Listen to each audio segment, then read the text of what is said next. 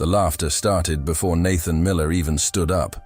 It rolled across Hangar 7 at Teterboro Airport like a cold draft, sharp and humiliating, bouncing off the steel beams, the glass executive offices, the polished concrete floor still wet from the rain blowing in through the open hangar doors. Outside, a gray New Jersey morning pressed against the runway, turning every taxi light into a blurred yellow streak on the black pavement, while inside the hangar, the air smelled of jet fuel, hydraulic oil, expensive coffee, damp wool coats, and the faint leather scent drifting from the open cabin door of Richard Caldwell's pearl-white Bombardier Global 7500, with deep navy blue stripes along the fuselage. The aircraft stood under white industrial lights like a monument to money and power, more than $78 million of American engineering waiting to carry a billionaire CEO to Washington, D.C., for a defense contract meeting worth nearly $500 million. Around it, engineers in clean company jackets held tablets and spoke in low, nervous voices, pilots checked watches, lawyers whispered near a chrome coffee bar, and security men in black suits watched every movement as if the whole country depended on this flight leaving on time. Nathan, a 34-year-old single father with tired green eyes, a rain-darkened neon safety jacket, worn work boots, and a faded U.S. Air Force cap pulled low over his brown hair, knelt beside the engine compartment with one hand on a single bolt no one else had bothered to touch. Someone behind him scoffed, "You gotta be kidding me." Another voice laughed louder and said, "50 engineers couldn't fix it, but the single dad with the dirty boots found the magic bolt?" Nathan did not turn around. He felt the vibration pattern through his fingertips, felt the old memory of military hangars and emergency inspections tighten in his chest, and then he looked up at the circle of expensive shoes surrounding him. "That bolt is carrying the vibration," he said, quiet but firm. "If you start that engine like this, you're not flying to Washington. You're gambling with lives. If you're watching this from a small town, a big city, a military family, or just a place where hard-working people still believe character matters, take 1 second to subscribe and comment where you're watching from. Because stories like this remind us that real strength doesn't always wear a luxury suit.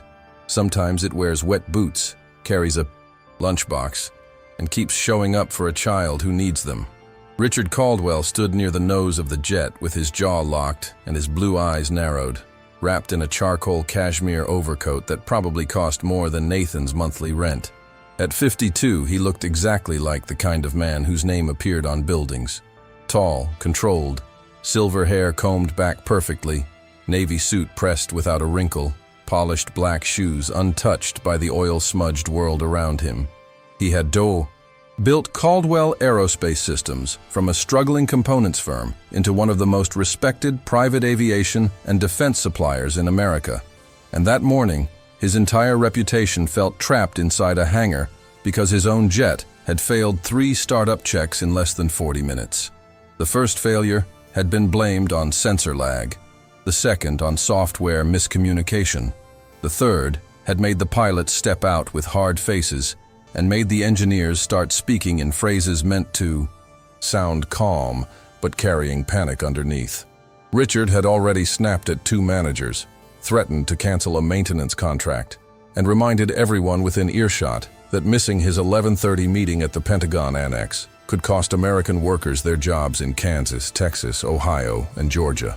He believed in pressure because pressure had made him rich. He believed in credentials because credentials protected him from embarrassment. And when he saw Nathan crouched beside the pearl-white Bombardier with rainwater dripping from his jacket sleeve onto the floor, he saw no credentials, no influence, no corporate polish, only a mechanic from a subcontracted crew interrupting a room full of people paid 6 figures to know better. "Who authorized him to touch my aircraft?"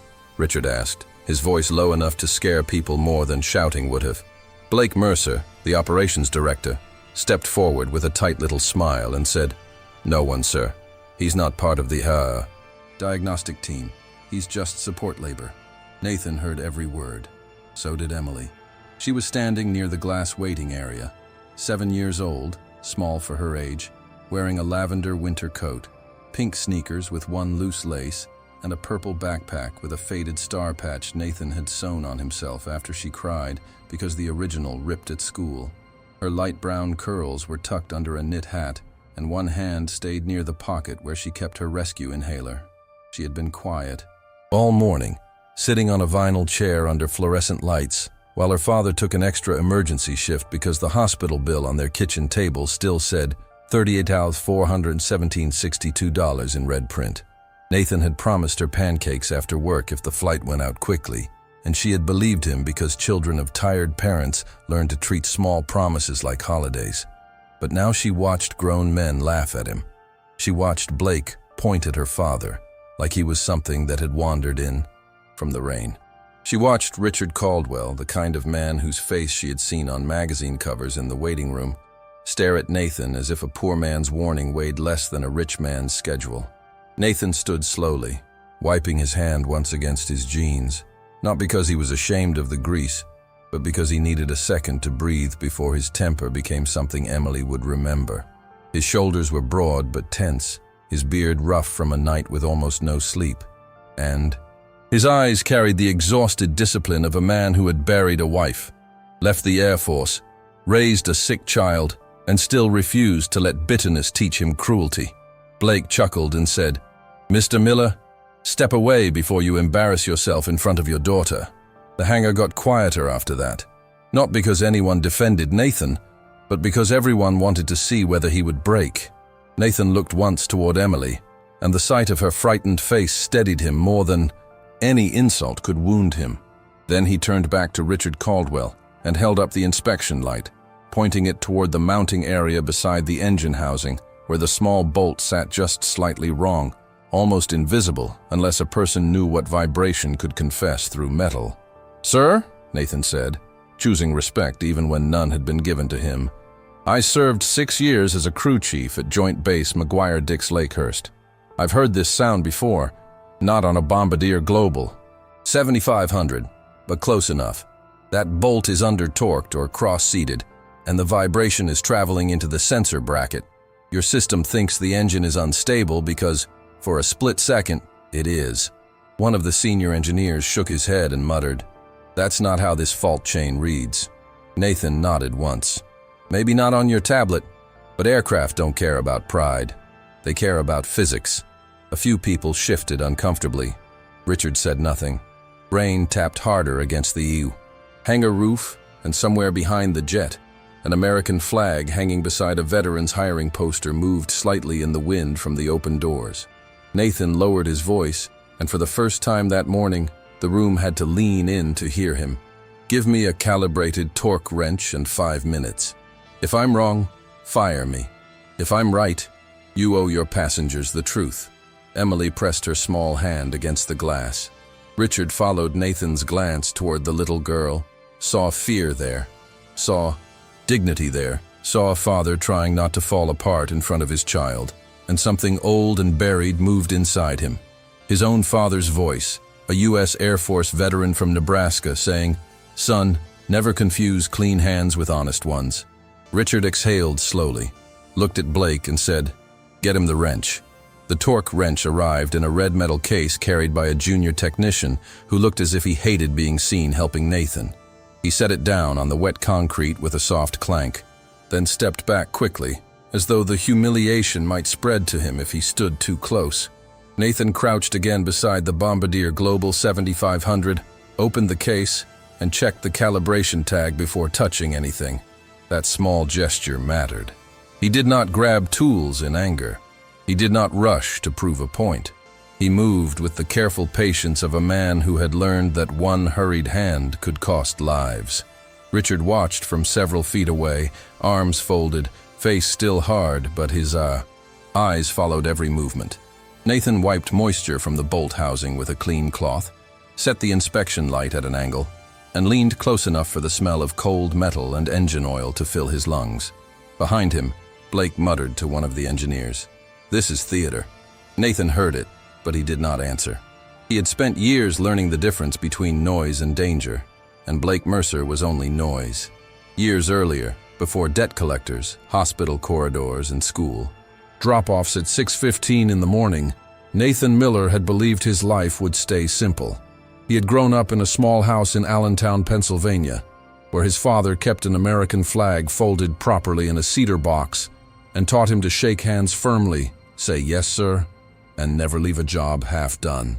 His mother worked the front desk at a dental office. His father repaired municipal trucks after leaving the Air Force, and money was always counted carefully, but dinner was eaten together every night. Nathan joined the U.S. Air Force at 19, partly because college felt impossible, and partly because he wanted to serve a country his father spoke about with reverence, not as a slogan, but as a responsibility. He became a crew chief because machines made sense to him. People could lie, panic, mock, or pretend, but metal told the truth if you respected it enough to listen. On cold ramps and desert bases, under floodlights and pressure, he learned that patriotism was not loud speeches. It was maintenance done right when nobody clapped. His wife, Laura, had loved that about him. She used to say Nathan could hear a loose panel from across a parking lot, but still forget where he left his coffee. She was a school secretary with warm brown eyes, a soft laugh, and a stubborn belief that every child deserved at least one adult who showed up. They married in a small church outside Trenton with 46 guests, a grocery store cake, and a reception in the church basement, decorated with paper flags because Nathan had just come home from deployment. When Emily was born, Laura placed the baby in his arms and whispered, "Now you've got 2 girls to come home to." For a few years, Nathan believed hardship was something a family could survive if they stayed honest, prayed at dinner, paid what they owed, and kept loving each other on the worst days. Then Laura went into the hospital for what should have been a routine surgery. An infection followed. Complications followed. Bills followed. And one Tuesday morning, Nathan walked out of a hospital room holding a plastic bag with his wife's wedding ring, phone charger, and lavender cardigan inside. Richard Caldwell knew none of that as he watched Nathan work. To him, until that morning, people like Nathan existed in invoices, subcontractor reports, and staffing sheets approved by managers 3 levels below him. Richard had spent 28 years building a company that celebrated American innovation in glossy videos with fighter jets, flags, factory workers, and orchestral music. At shareholder meetings, he spoke about duty, precision, and protecting American lives. Yet he rarely looked at the actual workers who wiped oil from their hands in the cold so his aircraft, contracts, and promises could function. His own father, Thomas Caldwell, had been a mechanic in the Air Force before starting a small parts business in Nebraska, and Thomas had hated arrogance more than failure. "Failure teaches," he used to say. "Arrogance kills." Richard had repeated that line in interviews after his father died, but over time it became branding instead of belief. Success had polished the memory until it no longer cut him. Now, watching Nathan check a bolt while executives smirked, Richard felt that old sentence return with uncomfortable weight. Emily shifted near the glass wall, coughing once into her sleeve. The sound was small, but Nathan noticed it instantly. His head turned just enough to find her. She tried to smile so he would not worry, the brave little smile children use when they know their parents are already carrying too much. Richard noticed that too. For reasons he did not understand, the sight bothered him more than Blake's insults or the delayed flight. It reminded him of his own son, Andrew, at 8 years old, standing in the doorway of Richard's home office with a baseball glove in one hand, while Richard argued on a call about production delays. Richard had said, "Not now, buddy." And then "not now" became a habit, then a distance, then a silence that lasted years. Andrew was 30 now, living in Colorado, married to a woman Richard barely knew, with a baby daughter Richard had seen only twice through holiday photos. Richard funded scholarships, veterans programs, and patriotic foundations, but he had failed at sitting across a table from his own child without checking his phone. That realization moved through him like cold air under a door. Nathan set the wrench, paused, and said, "I need the maintenance record for the last mount inspection." One engineer blinked. "Why?" Nathan looked up calmly. "Because if this was touched during the last service, the torque value might have been logged wrong or copied from an adjacent bracket. I'm not guessing. I'm tracing." Blake laughed under his breath. "Now he wants paperwork." Richard turned his head slowly toward Blake. "Give him the record." The change in tone was small, but everyone heard it. A tablet was passed forward. Nathan scrolled through the service history, eyes narrowing at the date. 8 days earlier, after a repositioning flight from Dallas, the aircraft had undergone a quick inspection because of a minor vibration report the corporate team had labeled insignificant. Nathan tapped the line item once. "Here," he said. "Same area, different wording." The senior engineer stepped closer despite himself. "That's a non-critical bracket." Nathan nodded. "Until it talks to something." "Critical." He did not say it with triumph. He said it with disappointment, the way a father speaks when a child could have been hurt because an adult got careless. Emily could not hear all the technical words through the glass, but she knew her father's posture.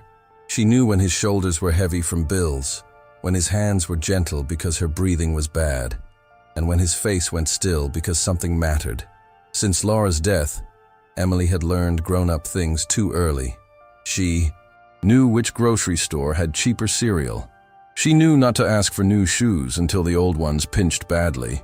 She knew that her father sometimes sat at the kitchen table after midnight, with envelopes spread out like a battlefield, rubbing his eyes before writing another payment amount he could not afford.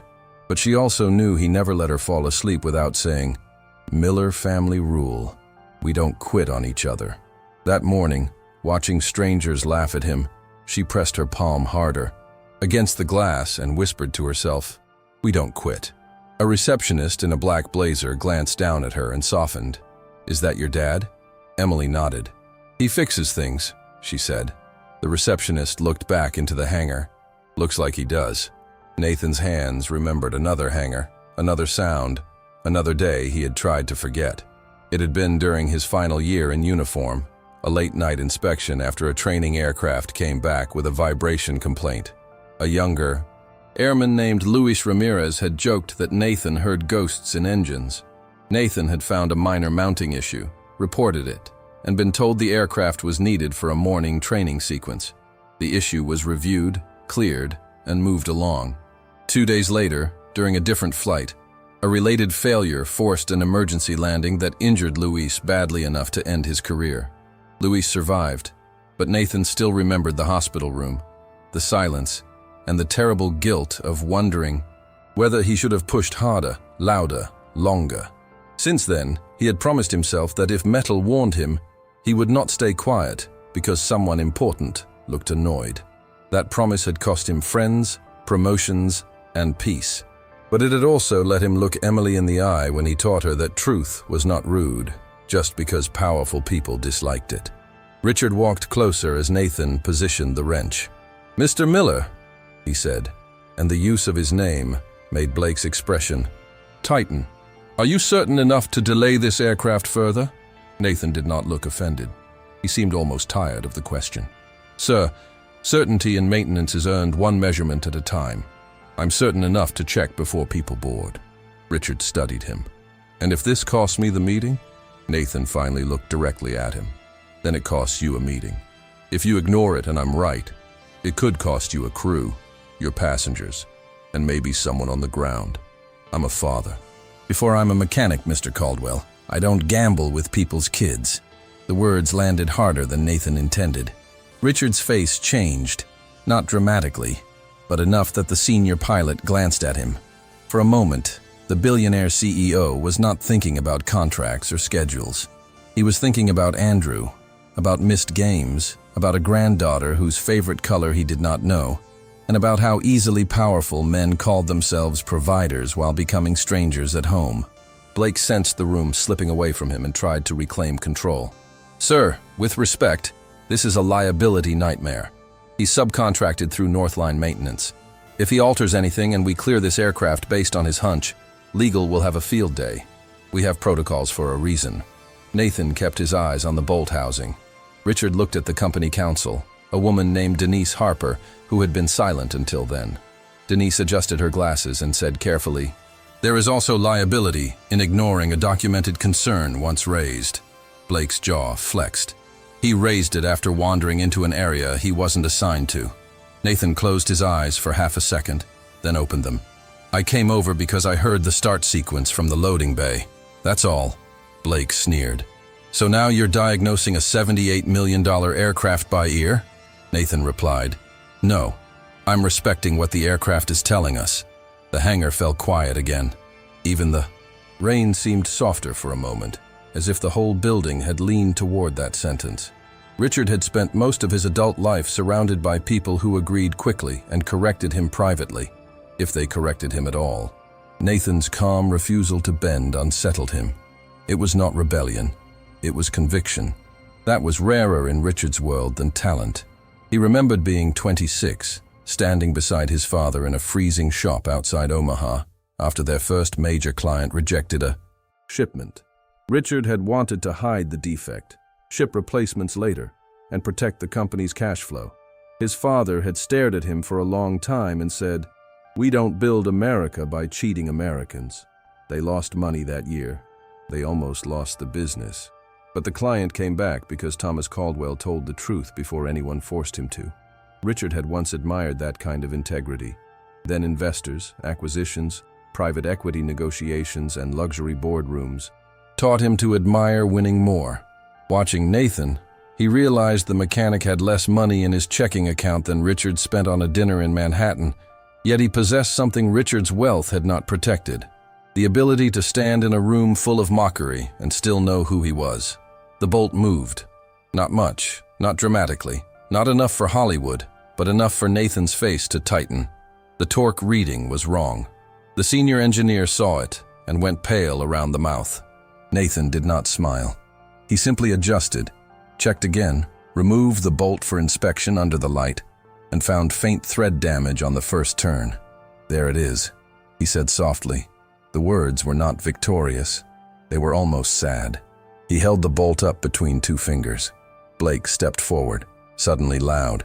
"That doesn't prove system causation." The pilot moved closer. Denise Harper stopped typing. Richard's eyes fixed on the tiny piece of metal as if it were a confession. Nathan placed it on a clean cloth and pointed toward the bracket. "The seating is wrong. Under vibration, it shifts just enough to throw the sensor bracket out of tolerance. The aircraft protects itself by aborting. That's why your software looks confused. It's being fed a lie by bad hardware." The senior engineer swallowed. "We need to replace it and inspect the adjacent mount." Nathan nodded. "Yes, sir. And you need to ask who signed off on the last service." For the first time all morning, nobody laughed. The expensive hangar, the polished glass, the chrome coffee bar, the executives' watches, the legal folders, the defense contract schedule, all of it seemed smaller than the damaged bolt resting on that white cloth. Emily saw people gathering closer to her father, not to mock him now, but to listen. Her eyes widened with cautious hope. Nathan looked through the glass and gave her a small nod, the kind that meant, "I'm okay, baby girl." She nodded back, but tears had already filled her eyes. Richard saw that exchange and felt something inside him give way. He had flown over American cities in private jets, given speeches about family values at charity dinners, donated to veterans' causes, and shaken hands with senators under enormous flags. But he could not remember the last time someone had looked at him with the trust Emily gave Nathan in that tiny nod. That was wealth, he realized with a discomfort that almost hurt. Not money, not aircraft, not control. Being trusted by your child when the room turns against you. A replacement bolt was brought from certified stock, and Nathan insisted on logging the removal properly before installing anything new. "Paperwork protects the truth," he said, when the junior technician tried to rush. The senior engineer, humbled now, nodded and helped him document the part number, thread damage, torque discrepancy, and bracket position. Richard watched his elite team, men who had dismissed Nathan as support labor, slowly fall into step. Around him because competence had become impossible to deny. Blake remained near the nose of the aircraft, red-faced, checking his phone as if a message might rescue him. Emily was allowed into the hangar only after Denise spoke quietly with security and handed her a pair of oversized safety earmuffs. She walked carefully across the wet concrete, clutching her backpack straps, and stopped beside Nathan, but did not touch him because she knew he was still working. Nathan glanced down. "You okay, Em?"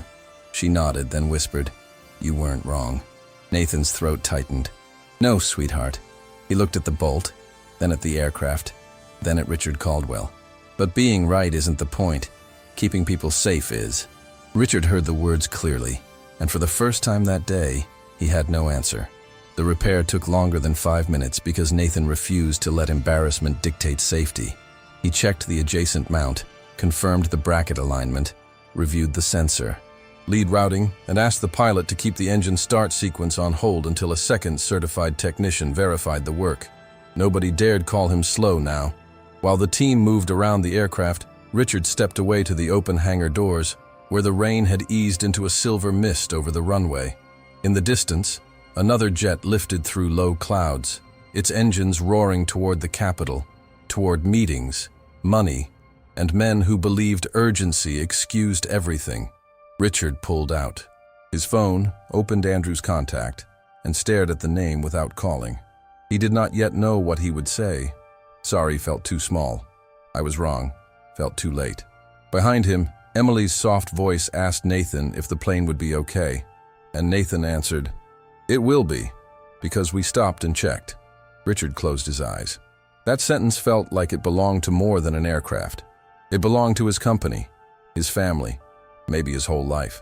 When he turned back, Nathan was tightening the final assembly, calm under pressure, while the people who had laughed at him waited for his word before anyone dared move forward. The first engine start after the repair did not feel like a technical test.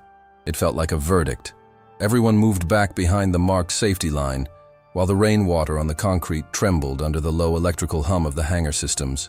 Nathan stood near the maintenance cart, with Emily tucked safely beside Denise Harper, both of Emily's small hands wrapped around the straps of her purple backpack. The senior pilot sat in the cockpit with his headset on, his face visible through the windshield, focused and unreadable. The engineers watched their tablets, but their confidence was gone. Now they watched Nathan too, as if the man they had laughed at had become the only stable instrument in the room.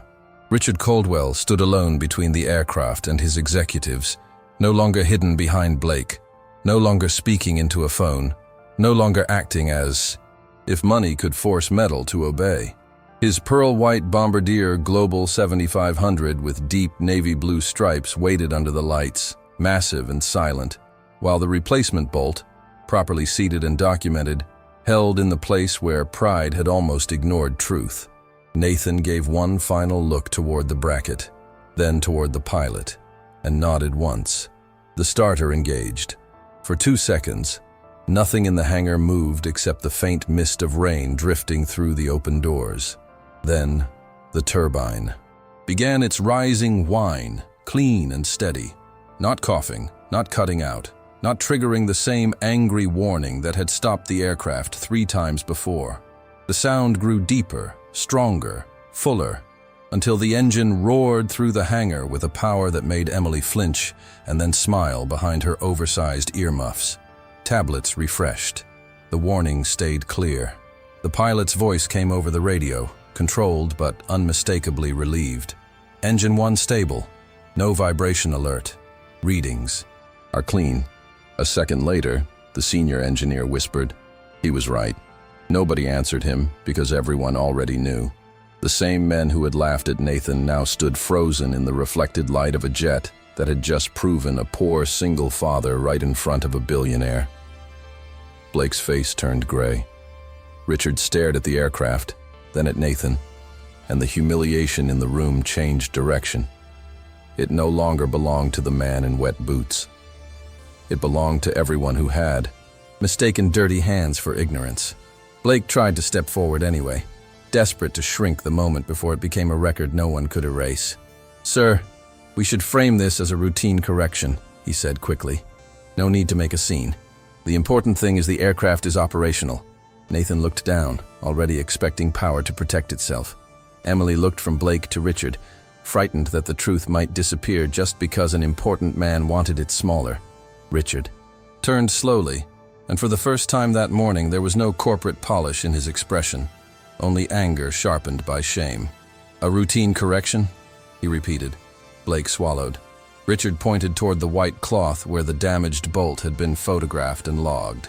That man warned us while every credentialed person in this hangar laughed at him. You called him support labor. You tried to remove him. You told him he was embarrassing himself in front of his daughter. The hangar went still. Richard's voice lowered. The only embarrassment here is that my company built a culture where a father had to risk his job to tell the truth. He walked toward Nathan, stopped close enough that the difference between the cashmere coat and the neon rain jacket became painfully visible, and said, "Mr. Miller, I owe you an apology. Not a private one, a public one." Nathan's face tightened, not with victory, but with the effort not to let Emily see how much those words mattered. Richard turned so everyone could hear him, including the pilots, executives, security staff, engineers, and the little girl standing with tearful eyes near Denise Harper.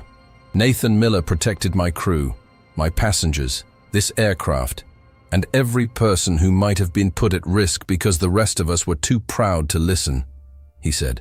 He did exactly what every American worker, every veteran, every father, and every honest professional is supposed to do. He told the truth when it cost him something. Then Richard looked directly at Emily, and he did it in front of his daughter, which means she saw something more valuable than money today. Emily's lips trembled. Nathan looked away for 1 second, but Richard stepped closer and held out his hand. "Why did you speak up after they left?" he asked quietly. Nathan stared at the hand before taking it. His grip was rough, steady and cold from the hangar air. "Because I've stayed quiet before," Nathan said, voice low. "A good man. Got hurt. I promised myself I'd never let pride outrank safety again. And because my daughter is watching, I need her to know that doing right is still worth it, even when the room makes you feel small." Richard's eyes reddened. "Your daughter knows," he said, "and now so do I." If this story of a humble single dad, proving everyone wrong, has you watching until the end, hit that like button and subscribe to the channel. Your support helps us bring you more emotional stories of sacrifice, hidden strength, and unforgettable twists. Now let's get back to the video. The second engine test came 10 minutes later, not because Nathan demanded attention, but because he demanded certainty. Both engines stabilized. The pilots confirmed the aircraft was safe to reposition for a full inspection before any passenger flight. Richard canceled the Washington departure himself, choosing safety over schedule in front of everyone who expected him to choose money. "The meeting can wait," he said, his voice firm. "American lives don't get negotiated against a clock." Blake opened his mouth, but Richard cut him off. "You're suspended pending review. Leave your badge with security." Blake looked around for support and found none. Then Richard turned back to Nathan and Emily. "Mr. Miller, my office will contact Northline today. Until the investigation is complete, your job is protected by Caldwell Aerospace. Your daughter's medical coverage will be handled immediately through a temporary emergency benefit. No child should be punished because her father chose integrity." Nathan's eyes flashed with alarm before gratitude, because proud men who have survived hardship do not know how to accept help without first checking for a trap. Emily stepped out from Denise's side and took Nathan's hand. "Daddy," she whispered, "does that mean my medicine is okay?" Nathan bent down, pulled her into his arms, and held her so tightly her backpack slid off one shoulder. "Yeah, baby," he said, his voice breaking for the first time. "It means you're okay." Richard watched them, and in that embrace he saw the life he had spent decades claiming to defend, but had almost forgotten how to value. 3 weeks later, Hangar 7 no longer felt like the same place where Nathan Miller had been laughed at. The rain had passed, the polished concrete was dry, and the pearl-white Bombardier Global 7500 with deep navy blue stripes stood near the open doors under a softer winter sun, its fuselage shining, beside a large American flag lowered from the rafters for the morning ceremony. Caldwell Aerospace employees filled the hangar shoulder to shoulder. Engineers, pilots, mechanics, office staff, veterans from local aviation programs, reporters from New Jersey business outlets, and workers from the same subcontracted crews who used to enter through side doors and keep their eyes down. Richard Caldwell stood at a small podium in a navy suit without the cashmere coat, looking older but more human, with no entourage shielding him from the people he once ignored. Behind him, a new sign had been bolted to the glass wall. Miller Integrity Program. Precision saves aircraft. Integrity saves lives. Nathan stood to the right of the podium in a clean, dark jacket, pressed jeans, polished work boots, and the same faded U.S. Air Force cap, because he refused to dress like someone else, just to make powerful people comfortable. Emily stood beside him in a white cardigan and navy blue dress, her curls brushed carefully, her inhaler tucked into a small purse Richard's assistant had bought her, but Nathan had made sure she thanked properly. When Richard announced Nathan as Caldwell Aerospace's new Director of Field Safety Review, with a $145,000 salary, full medical coverage for Emily, and authority to stop any aircraft in the company's network if safety was in question, the applause did not sound corporate. It sounded like relief. It sounded like every quiet worker in the room hearing. Maybe, for the first time, that truth had a place above pride. Nathan did not smile immediately. He looked at the mechanics near the back first, the men and women in reflective jackets, oil-stained sleeves, tired eyes, and hands that had built their lives around work nobody noticed, unless something went wrong. Then he looked down at Emily, who squeezed his fingers and whispered, "You can do it, Daddy." That was when his face changed. He stepped to the microphone, cleared his throat, and for a moment, the room saw not a hero from a viral story, not a poor man rescued by a billionaire, but a father still carrying grief, debt, love, and responsibility in the same chest. "I'm grateful," Nathan said, "but I don't want this program to be about me. I want it to be about the person in every hangar who sees something wrong and is afraid nobody will listen. I want it to be about veterans trying to come home and build a life, about single parents choosing between overtime and bedtime stories, about workers who know the truth but have been taught their voice is too small." He paused when his voice tightened, then continued. "My dad taught me that America is strongest when honest people are allowed to do honest work with dignity. My wife taught me that family means showing up even when you're tired. And my daughter reminds me every morning that the way we act under pressure becomes the lesson our children carry." Emily wiped her cheek with her sleeve. Richard, standing behind him, lowered his head because the words reached somewhere deeper than applause could reach. After the ceremony, Richard did something that shocked his own staff more than the promotion had. He took out his phone, stepped away from the reporters, and called his son Andrew in Colorado. Nathan was close enough to hear only pieces, but he saw Richard's shoulders soften, saw the billionaire CEO press his hand against the cold metal railing near the hangar stairs, like a man trying to stay standing through something more difficult than any business negotiation. "I don't want anything," Richard said into the phone. "I just wanted to say I'm sorry. I missed too much. I used work as an excuse and I called it providing. But I was wrong." There was a long silence. Richard closed his eyes. "Yes," he whispered. "I'd like to come visit if you'll let me." When he returned, his eyes were wet, but he did not hide it. Nathan did not ask what had been said. He simply nodded once, the quiet nod of one father to another. Richard looked through the hangar toward Emily, who was showing Denise Harper the little embroidered name patch on her new Caldwell jacket, and said, "Your daughter saved more than my aircraft, Mr. Miller." Nathan shook his head gently. "No, sir. She just reminded us what we're supposed to be protecting." Richard smiled sadly. Then maybe that's what this company forgot. By the end of that month, Blake Mercer was gone. The audit had reopened 14 ignored worker complaints, and the first Miller Integrity training class included 12 veterans, 9 single parents, and 6 technicians who had once been told they were not leadership material. 2 years later, on another cold morning at Teterboro, Nathan walked through Hangar 7 with Emily at his side, now healthier, taller, and proudly wearing safety glasses too big for her face.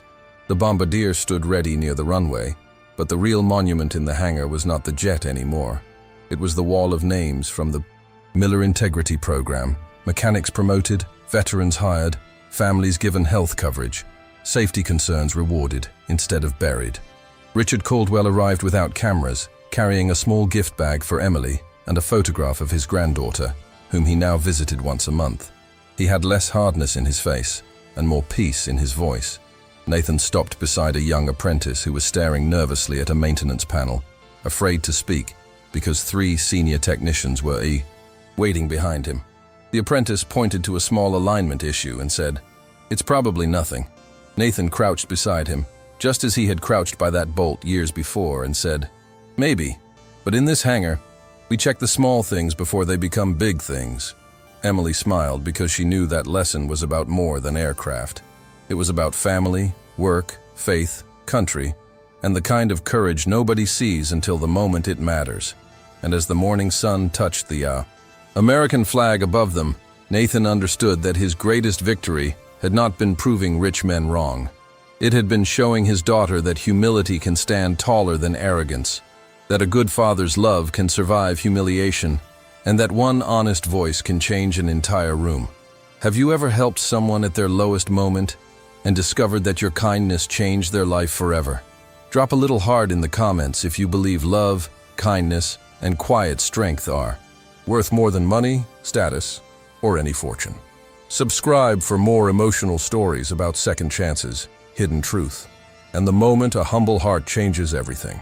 Comment: love has no price tag if you believe real kindness can change someone's life when they need it most.